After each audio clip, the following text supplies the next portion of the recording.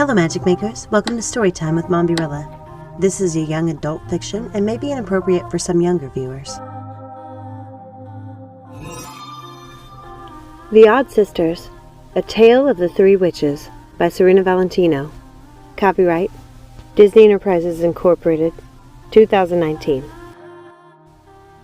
Chapter 3, The Sins of Our Mothers.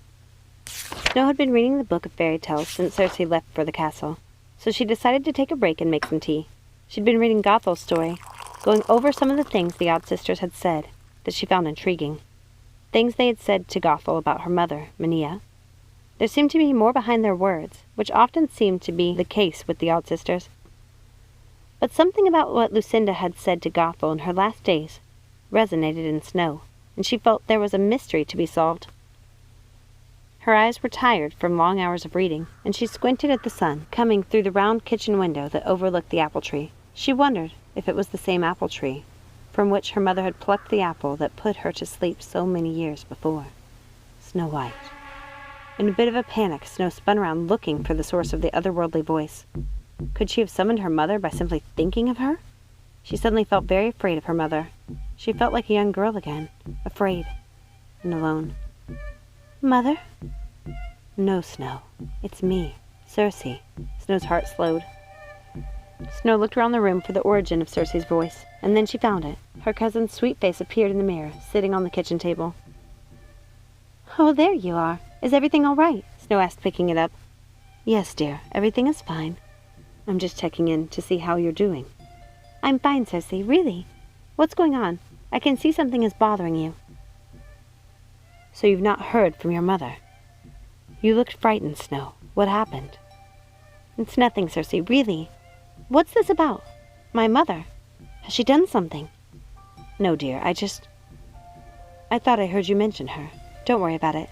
I'm sorry to bother you. We have a situation here, and it's got me all muddled. You're not a bother, Circe. What's the situation? Has it to do with my mother?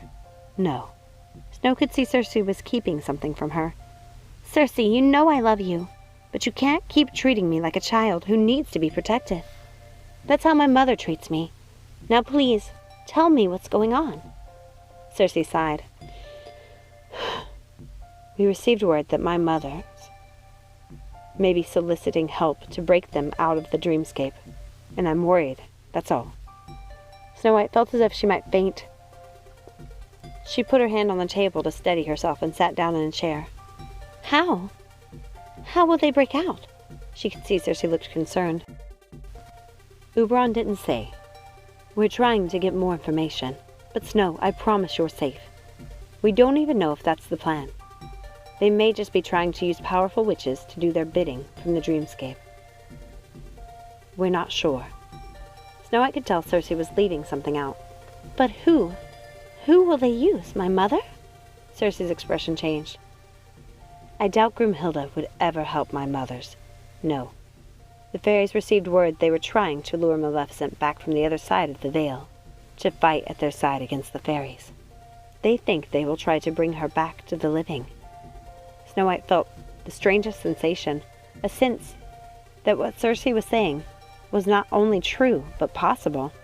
Circe, since we read Gothel's story, I've had a feeling, a suspicion, I haven't shared with you. Circe looked back at Snow in the mirror. What is it?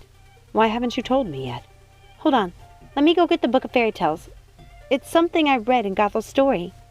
Snow stood up, placing the mirror on the table. She retrieved the book and brought it back.